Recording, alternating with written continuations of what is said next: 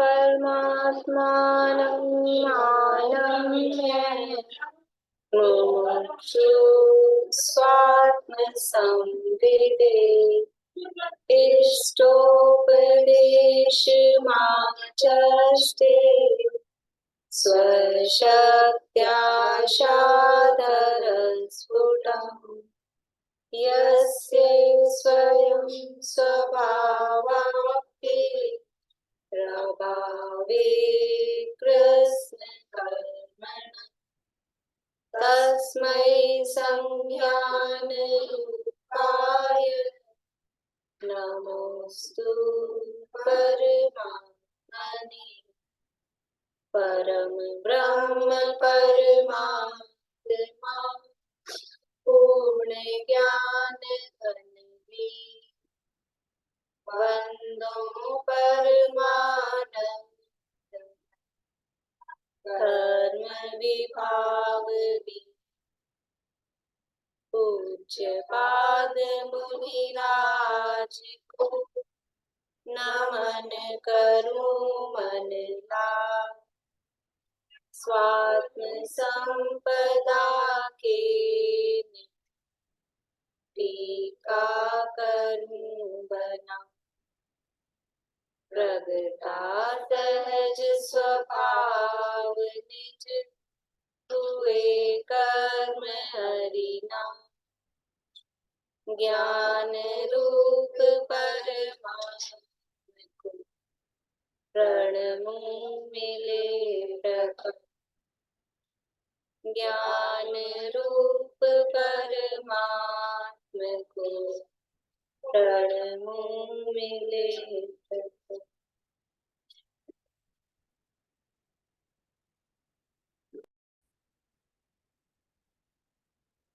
इष्टोपदेश नामक ग्रंथ है आचार्य पूज्यपाद स्वामी द्वारा रचित। इसका उपसंहार का या समझ लीजिए कि ग्रंथ पठन का फल जो कहा अंतिम समाप्ति का श्लोक अपना चल रहा है। समाप्ति का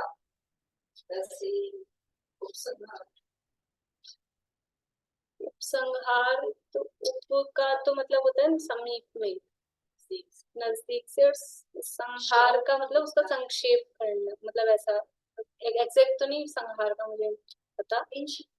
हाँ लेकिन समरी से कहते हैं, वो भाव तो पता है लेकिन वो शब्दों से ऐसा पूछ रहे हैं। जैसे सम प्लस आपकी किया था ना समाप्ति, ऐसे उपसंहार का तो संहार का शब्द देखना पड़ेगा डिक्शनरी में संहार का क्या है। एक तो संहार वो होता है युद्ध वाला, वो नहीं। हाँ यहाँ संहार का मतलब समेटने के अर्थ में ही है, तो समेट कर बता दूंगी। अभी तक विस्तार किया।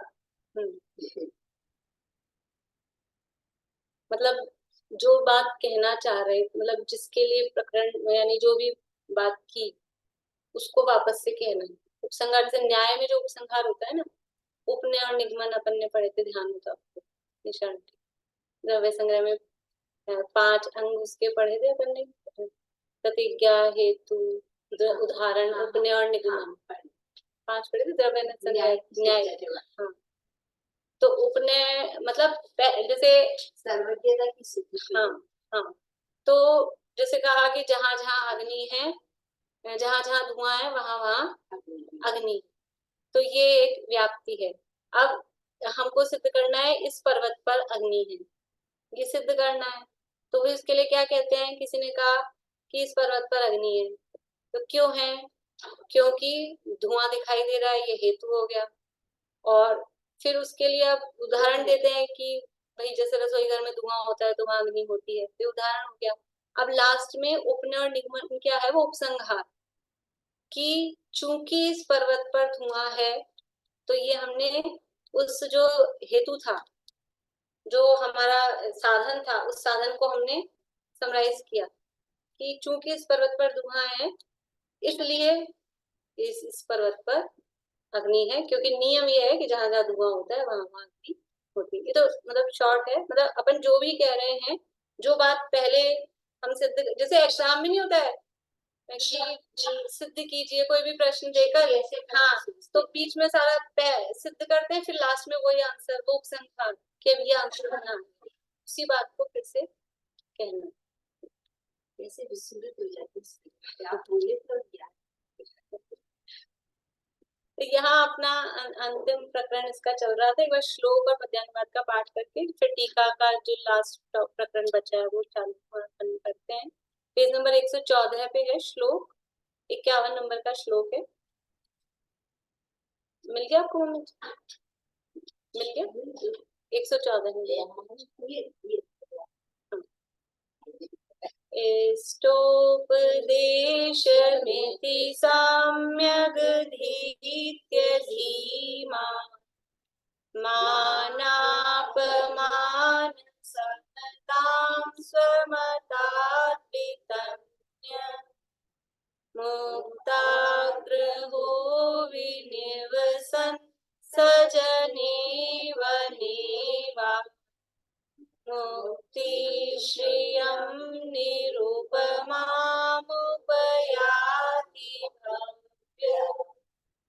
भव्य इष्ट उपदेश सुन तजिहट मानामा आत्मज्ञान समता ग्रहे ले अनुपम निर्वाण।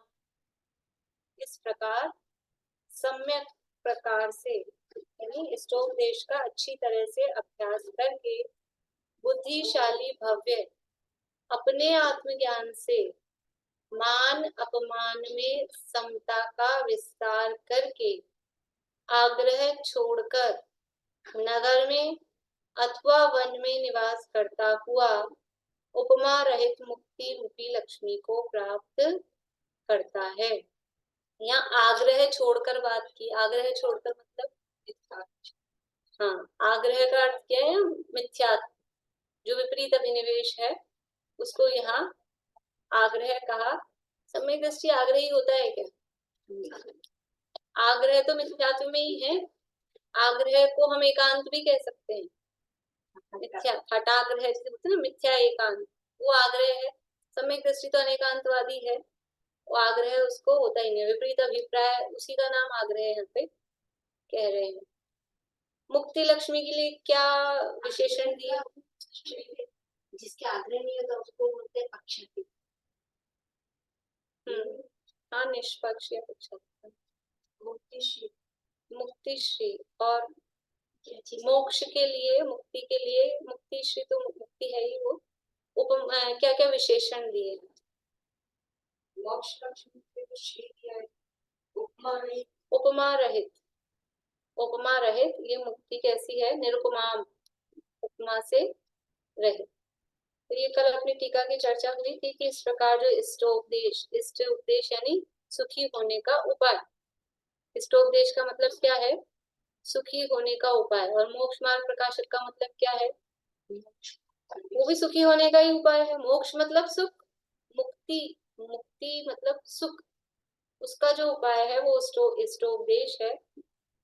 और उस इस इष्टोपदेश का अच्छी तरह से अभ्यास करके, अच्छी तरह से अभ्यास करके जो बुद्धिमान है, बुद्धिमान है अर्थात जिनको अपने हित अहित का निर्णय करने का विवेक है, ऐसे भव्य जीव वो अनंत ज्ञान आदि प्रकट कर सके, वो भव्य जीव हैं। वो अपना विपरीत अभिनिवेश छोड़कर, चाहे वन में रहें चाहे गांव में रहें, वो मोक्ष लक्ष्मी को प्राप्त करते हैं। देखिए पेज नंबर 115 पे लास्ट पैराग्राफ से अपन शुरू करते हैं। क्या करके यहाँ से वो मोक्ष लक्ष्मी को प्राप्त करता है? तो क्या करके? निशेष रूप से विस्तार करके, यानी फैला करके। क्या विस्तार करके, क्या फैला करके? निशेष का, निशेष मतलब कुछ भी नहीं छोड़ा, पूरा संपूर्ण रूप से। निशेष कर दे, पीछे भी आया था निशा महती निशेषम, और भक्तामन में भी आता है निशेष। निशेष का मतलब है नहीं, यानी नहीं है शेष, कुछ भी नहीं बचा, मतलब पूरा संपूर्ण। तो संपूर्ण रूप से विस्तार करके, फैला करके। क्या विस्तार करके? मान में अर्थात महत्ता प्राप्ति में, और अपमान में अर्थात महत्व के खंडन में। कोई हमारा महत्व, कोई हमको मान, मान मतलब महत्व दे रहा, इम्पोर्टेंस, तो कोई हमारी इम्पोर्टेंस हो रही है उसमें, मान में, और अपमान में, ये हमारी इम्पोर्टेंस घट रही है, तो हमको समझ लो घास भी नहीं डाल रहा है, कभी से बोलते हैं ना अपन, तो वो अपमान में, अर्थात महत्व के खंडन में, मान भंग में, राग द्वेष के अभाव रूप समता को विस्तार करके मान अपमान के प्रसंग में समता भाव रखकर, मतलब ये बोल रहे क्या करके वो मोक्ष लक्ष्मी प्राप्त कैसे कर रहा है, कि वो मान अपमान में समता भाव रखकर, और मान अपमान में समता भाव को फैलाकर, मतलब वही जीवन में राग द्वेष की परिस्थितियों में समता भाव रखना, मान का प्रसंग बने तो, अपमान का प्रसंग बने तो, मान का प्रसंग बने तो फूल नहीं जाना, अपमान का प्रसंग बने तो मुंह लटका के दुखी नहीं होना, उसमें समता भाव रखकर,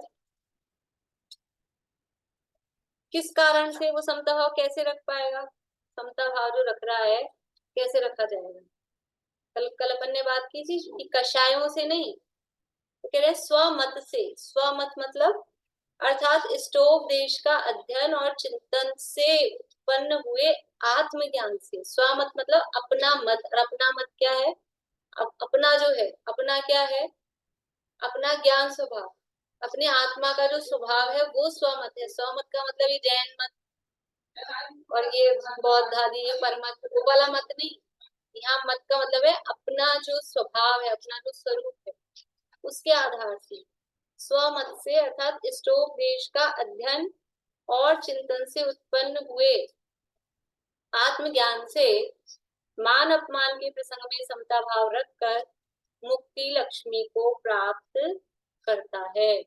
वो कौन प्राप्त करता है, कि जो भव्य जीव है, बुद्धिमान है, भव्य जीव है, जिसको हित हित का ज्ञान है। और कैसे प्राप्त करता है, कि मान अपमान में समता भाव रखकर, मान अपमान में समता भाव किस कारण से रख पा रहा है, कि अपनी आत्मा के ज्ञान के आशय से, वो आत्मा का ज्ञान कैसे हुआ, कैसे हुआ, वो आत्मा का जो ज्ञान हुआ है ये संवेदन के द्वारा, संवेदन सुव्यक्त, नहीं, यहीं का शब्द बताना, यहीं से अभी जो पढ़ा, इष्टोपदेश के अध्ययन से, हाँ बढ़िया, इष्टोपदेश के अध्ययन से, इष्टोपदेश के अध्ययन से प्रकट हुआ ना ये जो समता भाव, ये आत्मा का जो ज्ञान हुआ है वो इष्टोपदेश के अध्ययन चिंतन से उत्पन्न हुए आत्मज्ञान, ये ना शब्द, इष्टोपदेश का अध्ययन और चिंतन से उत्पन्न हुए आत्मज्ञान से क्या प्राप्त करेगा, क्या प्राप्त करेगा, मुक्ति रूपी लक्ष्मी। और कैसी है वो, बता तो कैसी है, किसकी जैसी है, कि उपमा रहित है, उसकी कोई उपमा नहीं दे रही। वही समाधि तंत्र श्लोक 39, समाधि तंत्र के कितने सारे श्लोक तो इन्होंने यहाँ दे दिया अपने को, अपने को याद तो हुए नहीं कि अपन जब पढ़ेंगे तो अपने को ख्याल में आ जाए कि वही है। समाधि तंत्र श्लोक 39 में कहा है, देखो श्लोक है ऊपर, पढ़ लेते हैं अपन श्लोक को।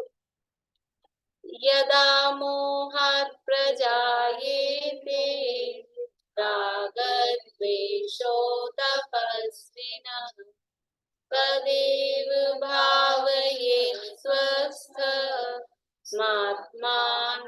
साम्यतः क्षणात्। जब तपस्वी को मोह के कारण राग द्वेष उत्पन्न हो, यदा मोहात् प्रजायेते राग द्वेषो तपस्विन, तपस्वी को यदा यानी जब मोहात मोह के कारण प्रजायते उत्पन्न होते, जायते जाना होते, जनना जाना, तो वो उत्पन्न करना, हाँ प्रजनन। तो जब मोह उत्पन्न होता है, मोह के कारण राग द्वेष उत्पन्न होते हैं, तब क्या करे, तदेव भावेत स्वस्थम आत्मानम, जैसे ही देखो उपाय बता रहे हैं, जैसे ही राग द्वेष उत्पन्न, तो तपस्वी के लिए कह रहे हैं, हम तो ना तपस्वी, हमें तपस्वी बनना है कि नहीं, तो जब ये उपाय बता रहे हैं, इससे अपने को ऐसे होता है ना कि क्या करें, कि जैसे ही आपकी जरा सा आपको दर्द होने लगे तो वो गोली जेब में रखते हैं हट के वैसे वो गोली खा लेना, ऐसा होता है कोई भी चीज का, थोड़ा भी आपको लगे तो दवाई खा लेना, जीभ के नीचे रख लेना।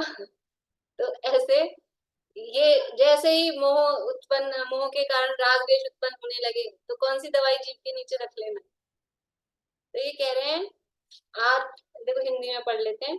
तभी उसको अपने में स्थित परम शुद्ध आत्मा की भावना करनी। जैसे ही राग द्वेष उत्पन्न होने लगे तो क्या करना, तदेव तभी उसी समय भावना भाव स्वस्थम आत्मानम, अपने में स्थित जो आत्मा, अपने में स्थित आत्मा या स्वयं ही आत्मा है, स्वयं ही आत्मा वो भेद करके कथन है अपने में, मतलब यहाँ जो अंदर क्या करें, शब्दों में भेद करके कहना पड़ता है, वरना अपने में स्थित आत्मा है कि मैं स्वयं ही आत्मा हूँ।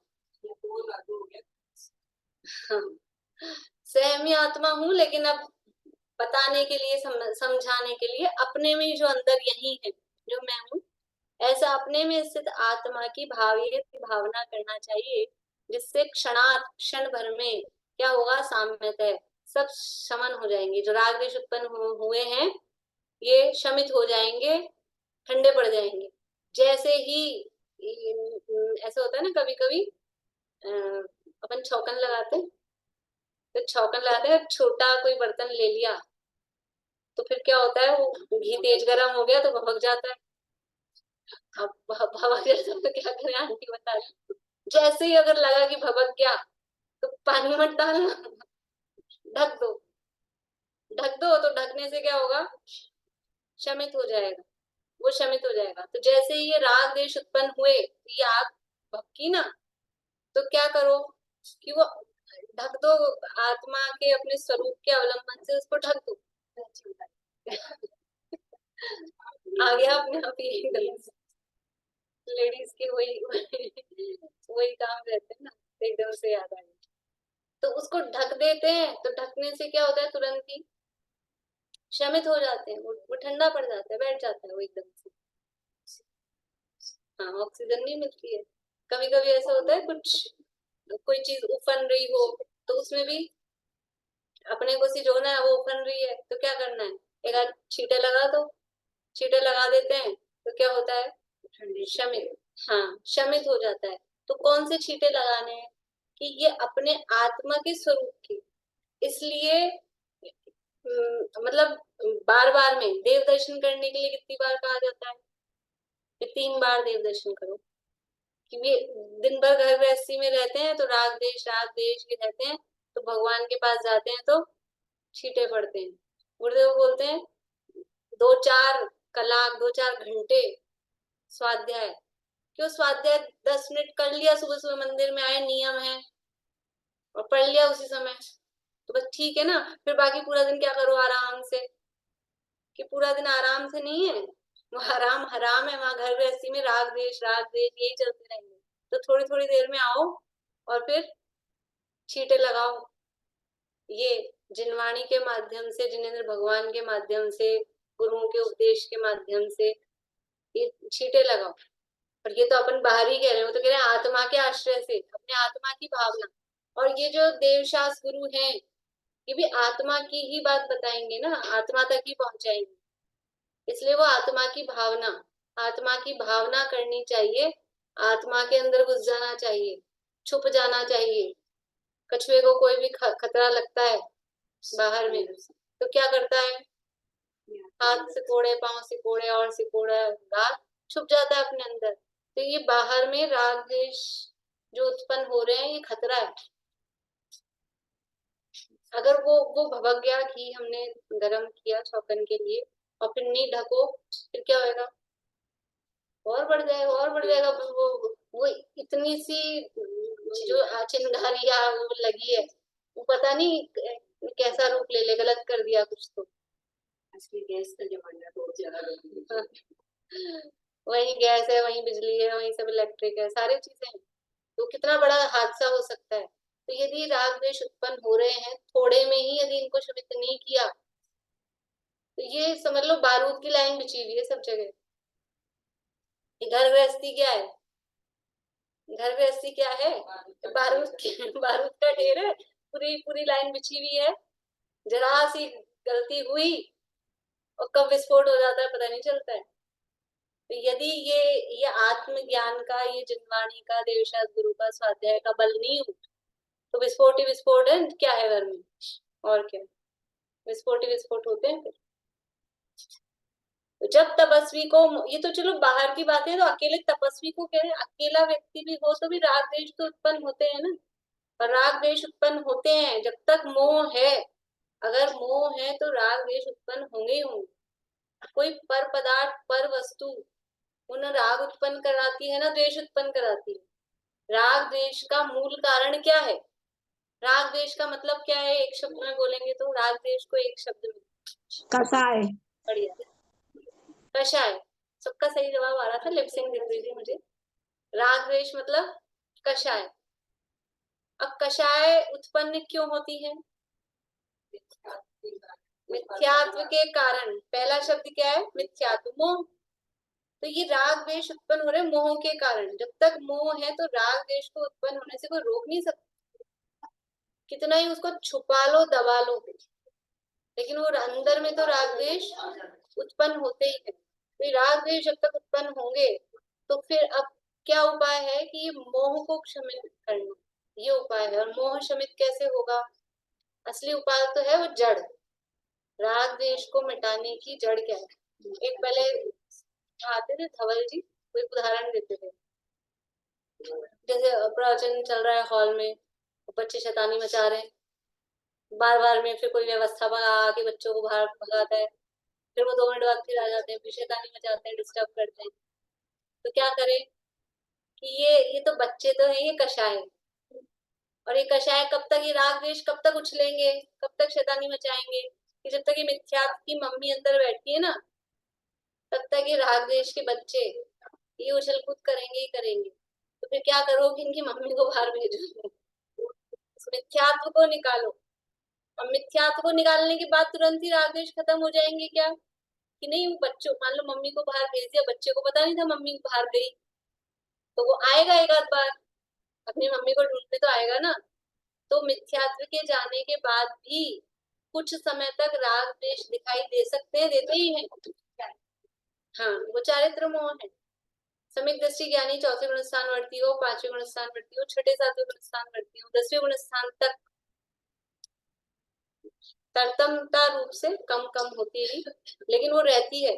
तो वो रहे, लेकिन अब वो जाने के लिए वो बच्चा एक बार आएगा, फिर देखेगा, और वो शोर भी नहीं मचा पाएगा उतना। मम्मी रहती है तो अच्छे खासे पावर में शोर मचाता है, और मम्मी नहीं है तो थोड़ा मचाता हुआ आएगा, फिर देखेगा मम्मी नहीं तो अपने आप ही आवाज हो जाती है। तो ऐसे ही ये राग द्वेष अपने आप ही मंद होते हैं। तो ये मोह के अभाव से, मोह का अभाव कैसे होता है? आत्मज्ञान की, आत्मा की भावना से। तो जब तपस्वी को मोह के कारण राग द्वेष उत्पन्न हो, तभी उसको अपने में स्थित परम शुद्ध आत्मा की भावना करनी, जिससे क्षण भर में राग द्वेष शांत हो जाएंगे। अपने को तो समझ लो कि जब थोड़े कभी ज्यादा विकल्प या राग द्वेष के इधर उधर के चल रहे हो, तो ये तो एक तो उपाय अच्छा है, एक अपने आत्मा की भावना करनी, अपने आत्म स्वरूप का विचार चिंतन मनन करना। तो ये ऐसा है, ये ऐसा है, इसने मुझे ऐसा कह दिया, ये ऐसी, ये ऐसा, ये चलते हैं ना कभी कभी। तो वो छोड़ के और अपने आत्म स्वरूप की भावना करनी, राग द्वेष वो बैठे रहेंगे। तो एक बार तो ये, और फिर वास्तव में असली उपाय तो ये है कि मोह का अभाव हो, तो फिर वो राग द्वेष उत्पन्न फिर आएंगे ही नहीं, भाव ही नहीं आएगा कि ये ऐसा और ये ऐसा, वो भाव ही उत्पन्न नहीं होगा। भावार्थ, उस इष्टोपदेश में इष्ट अर्थात मोक्ष और उपदेश अर्थात उसके उपास्य आत्म ध्यान, उपायस्य उपायस्य उपास्य उपायस्य उपदेश अर्थात उसके उपाय यानी उपाय का आत्म ध्यान, उसका निरूपण प्रतिपादन किया गया है। एक ही ऑब्जेक्ट है, इसलिए कॉमन ये उपाय से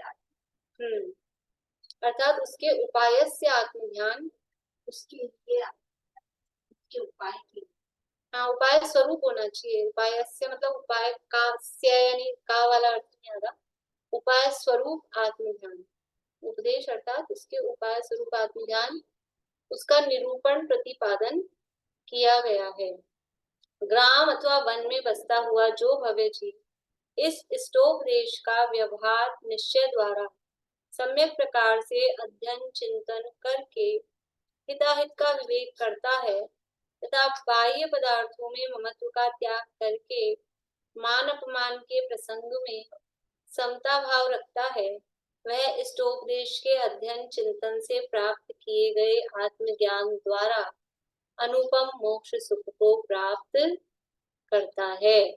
ये इष्टोपदेश हमने पढ़ लिया और पढ़ के भी अभी अगर ये फल नहीं प्राप्त हुआ हो तो फिर से हम रिवीजन करेंगे कल से।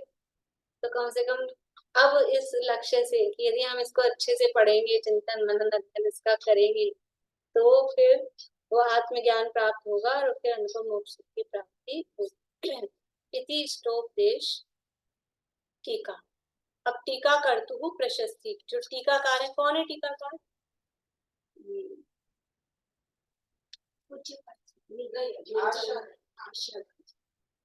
हाँ, आशाधर जी। पूज्यपाद स्वामी तो मूल श्लोक के रचयिता, और जो ये टीका पढ़ते थे ना अपन आगे, वो पंडित आशाधर जी। ठीक है, तो वो आशाधर जी अपनी तरफ से लिख रहे हैं। विनेयेन्दु मुनिर्वाक्यात् भव्यानुग्रह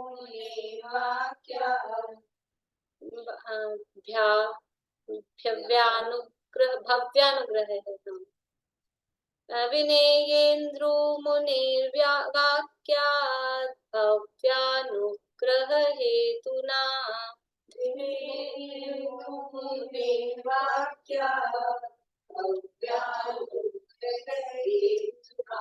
इष्टोपदेश टीकेयं कृताशाधर धीमता। इष्टोपदेश टीकेयं कृताशाधर धीमता। उपशम इव मूर्ते सागरेन्दोर्मुनीन्द्रा।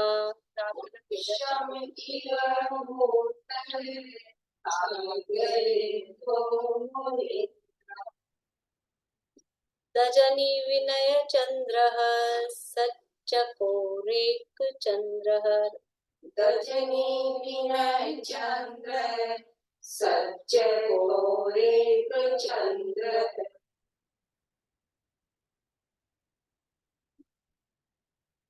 रात गलत आ गई ना, एक बार अब सही नहीं बन रही है। जगत अमृत सगर्भा शास्त्र संदर्भ गर्भा। जगत अमृत सगर्भा शास्त्र संदर्भ गर्भा। शुचि चरित्र वरिष्णोर्यस्य धिन्वन्ति वाचः। शुचि चरित्र वरिष्णोर्यस्य धिन्वन्ति वाचः। जयन्ति जगति वन्द्या श्रीमन्देवी जिनाग्रयः। जयन्ति जगति वन्द्या श्रीमन्देवी। रेणवोऽपि शिरोराज्ञा मारुहन्ति यदाश्रिताः। रेणवोऽपि शिरोराज्ञा मारुहन्ति यदाश्रिताः। क्या कह रहे हैं? विनयेन्दु, विनय इंदु, इंदु यानी चंद्र, विनय चंद्र के नीचे जिन चंद्र छपा है उसको विनय चंद्र कहना है हिंदी में। विनेन्दु मुनेर वाक्यात् भव्यानुग्रह हेतुना। विनय इंदु यानी विनय चंद्र नाम के जो मुनि हैं उनके वाक्यों का अनुग्रह के सहारा लेकर भव्यों के अनुग्रह, भव्य प्राणियों के अनुग्रह उपकार के लिए और हेतुना यानी उसके साधन से उसका सहारा लेकर, जिनचंद्र नामक मुनि के वाक्यों का सहारा लेकर और भव्य प्राणियों के उपकार के हेतु के लिए इष्टोपदेश टीकेयम, टीका अयम, यह जो टीका है अयम यानी यह इष्टोपदेश की जो यह टीका है, कृत यानी की गई है, आशाधर धीमता, आशाधर रूपी धीमता यानी बुद्धि, श्रीमंत ने धी अर्थ किया ना, जो बुद्धिमान, जो आशाधर है, बुद्धि मतलब स्वयं के लिए बुद्धिमान, तो मतलब पंडित अर्थ में है वो, कि जो मैं हूँ। लेकिन यहाँ पे श्रीमान नीचे अर्थ में श्रीमान दिया है, लेकिन धीमता ना शब्द, तो श्रीमान तो निकलेगा नहीं, तो वो इसलिए ब्रैकेट में पंडित दिया है उसका, कि वो धीमता है, धीमता यानी बुद्धिमान या पंडित जो आशाधर है, पंडित आशाधर के द्वारा ये श्लोकेश नाम की टीका की है। और कैसे की है कि जिनचंद नाम है, विनय चंद्र नाम के जो है उनके वाक्यों का सहारा लेकर, मतलब ये आशाधर जी जो टीका लिखी है, तो कोई विनय चंद्र नाम के मुनिराज थे, उन्होंने कुछ लिखा होगा या उन्होंने पढ़ाया होगा, उनके गुरु रहे होंगे, उनके वचनों का यानी उसके आधार पर, उसके आश्रय से ये टीका लिखती है। ये प्रशस्ति होती है, मतलब पुराने जमाने में तो परंपरा थी कुछ भी लिखे तो लास्ट में कि लिखने वाला कौन है, किसके आधार से लिखी, किसने पढ़ाया, अपने गुरु की विनय, या कोई राजा का टाइम इस समय चल रहा हो तो राजा का नाम, क्या काल चल रहा है, टाइम मतलब डेट वगैरह, टाइम जो लास्ट में लिखते हैं, तो वो एक पद्धति थी। हाँ, एक नववसु एक वर्ष की तीज शुक्ल वैशाख करो तत्वोपदेश है, उसमें भी अपन ने देखा था ना, द्रव्य संग्रह में भी उसमें था कि वो किसके लिए, वो शुरू में था ना, किसके उद्देश्य से लिखा गया है, शुरू में था, तो कहीं शुरू में कर देते हैं, कहीं लास्ट में कर देते हैं। फिर है उपशम एवं मूर्ति ही सागर इंदौर मुनीन्द्र, सागर इंदो यानी सागर चंद्र नाम के कोई मुनीन्द्र हैं, वो उपशम एव यानी समान, उपशम यानी शांत कषाय से रहे तो उपशम भाव, उसकी मूर्ति, ऐसे उपशम की मूर्ति के वो समान है, मानो वो जो सागर चंद्र मुनिराज है वो उपशम मतलब एकदम शांत परिणाम है ऐसा। द जनी विनय चंद्र सत चकोर एक चंद्र है, जो चकोर होता है पक्षी, चकोर कौन सा होता है, चांद को देखता रहता है, हाँ चकोर कहलाता है। तो जो सागर चंद्र नामक मुनीन्द्र के विनय चंद्र हुए, अब ये जो विनय चंद्र जिनके वाक्यों का सहारा लेके इन्होंने ये लिखा, तो विनय चंद्र कौन हुए कि वो सागर चंद्र नाम के मुनिराज के शिष्य हुए, और वो कौन कैसे थे, सागर चंद्र मुनिराज उपशम की मूर्ति थे, हाँ शांति की मूर्ति थे, और सज्जन सत चकोर, सज्जन रूपी जो चकोर है पुरुष, सज्जन पुरुष रूपी चकोर पक्षी के लिए वो चंद्रमा के एक चंद्र है, वो एक उसके लिए चंद्रमा के समान थे। और उन पवित्र चरित्रवान जिन मुनि के अमृतमयी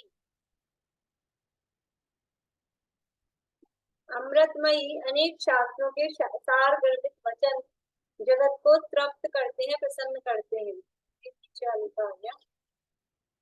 जगत अमृत सगर्भा, जगत अमृत सगर्भा, सगर्भा यानी सार गर्भित, गर्भ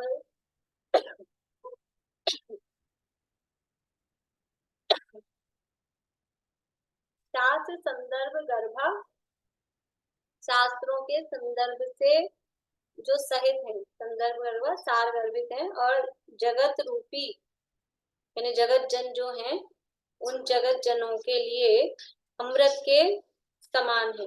नीचे से ही पढ़ लेते हैं अपन लोग हिंदी, ऊपर से उन पवित्र चरित्रवान जिन मुनि के अमृतमयी अनेक शास्त्रों के सार गर्भित वचन जगत को तृप्त करते हैं, प्रसन्न करते हैं।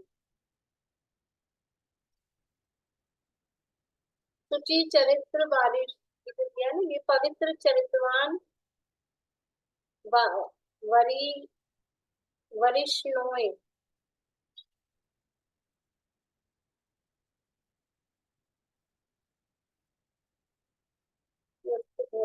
इसके वो शब्दार्थ मेरे को ख्याल नहीं आए, पवित्र चैतवान जिन मुनि के अमृतमयी अनेक शास्त्रों के सार निर्मित वचन जगत को तृप्त करते हैं। मतलब उस विनय चंद्र मुनि थे जिनके जो इनके गुरु रहे, तो विनय चंद्र मुनि के सागर चंद्र गुरु रहे, और सागर चंद्र जो थे वो मतलब उनकी वो बता रहे हैं कि वो एक तो कषाय उनके मंद थी, पवित्र चरित्रवान थे, और उनके जो वचन थे वो भी यानी उनका उपदेश ऐसा था कि वो भव्य जीवों को, जगत के जीवों को वो तृप्त करता है, प्रसन्न करता है। जगत वंद्य श्रीमान नेमिनाथ भगवान के चरण कमल जयवंत वर्तते हैं, जिनके चरण कमल के आश्रित धूल भी राजाओं के मस्तक पर जा विराजती है, अर्थात राजा भी जिनके चरण कमल में मस्तक झुकाते हैं। तो ये जहाँ बैठ के वो टीका लिख रहे होंगे वो नेमिनाथ भगवान का मंदिर होगा। तो वो जो भगवान सामने विराजमान है उनकी विनय करेंगे।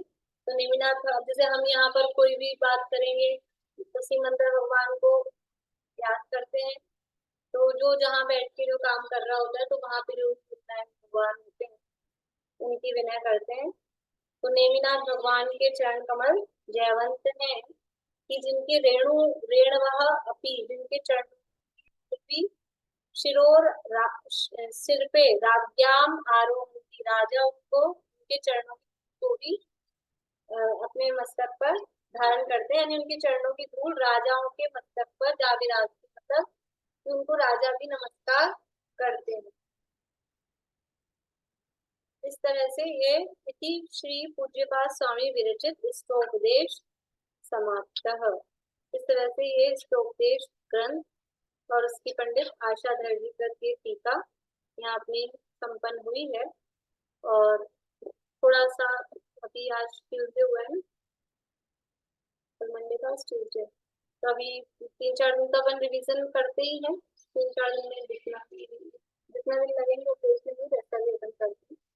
थोड़ा आप लोगों ने जिन्होंने श्लोक याद किए हैं तो मैं श्लोक से थोड़ा पूछूंगी भी मैं आपसे, भाव अपन ख्याल में लेते जाएंगे, श्लोक और अर्थ टीका की डिटेल में नहीं जाएंगे, तो श्लोक और अर्थ वो भाव अपने को ख्याल में आ जाए, 2-4-5 दिन में इसका रिविजन अपन करके फिर आगे से नया प्रारंभ करेंगे।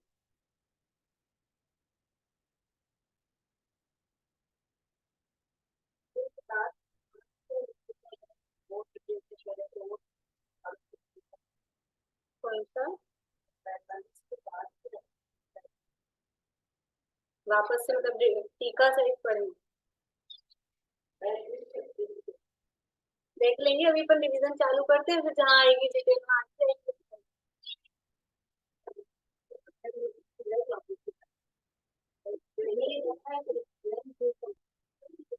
पढ़ना चाहिए, पढ़ना भी चाहिए।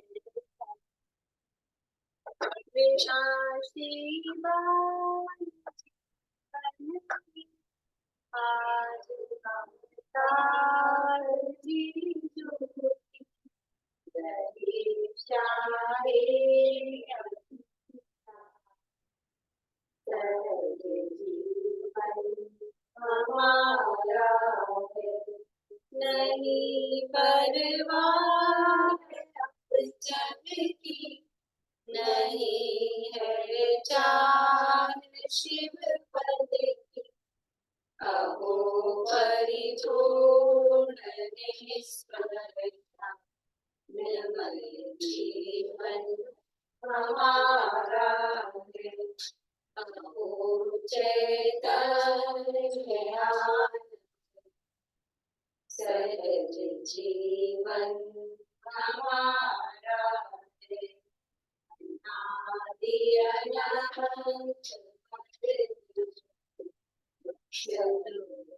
जीवन हमारा।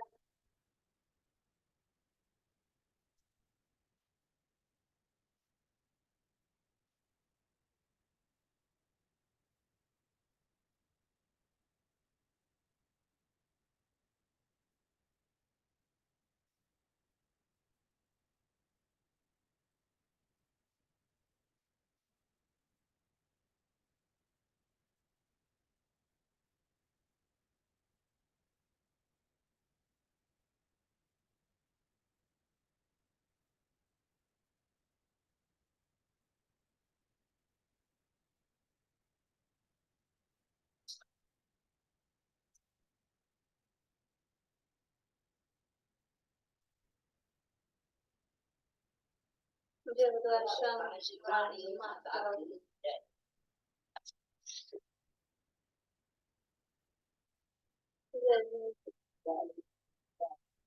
जय